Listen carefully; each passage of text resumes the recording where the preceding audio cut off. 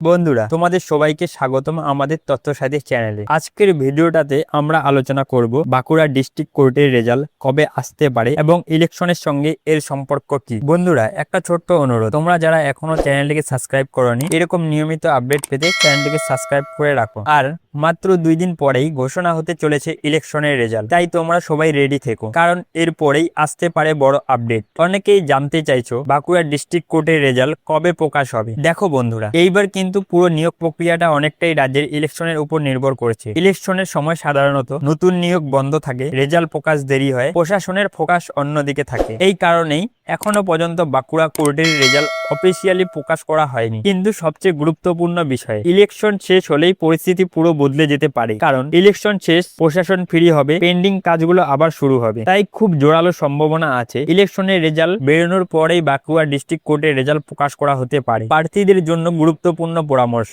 যারা পরীক্ষা দিয়েছো তোমরা এখন সবকিছু রেডি রেখো, অফিসিয়ালি ওয়েবসাইট নিয়মিত চেক করো, যে কোনো আপডেট পাওয়ার জন্য আমাদের চ্যানেলটির সাথে জুড়ে থেকো, কারণ হঠাৎ করেই নোটিশ চলে আসতে পারে। আজকের আপডেট এই পর্যন্ত, নতুন আপডেট এলেই সবার আগে তোমাদের জানিয়ে দেব। ভিডিওটা ভালো লাগলে লাইক করো, চ্যানেলটা সাবস্ক্রাইব করে রাখো, আর কমেন্টে জানাও তুমি কি বাঁকুড়া কোর্টের রেজাল্টের জন্য অপেক্ষা করছো। ধন্যবাদ।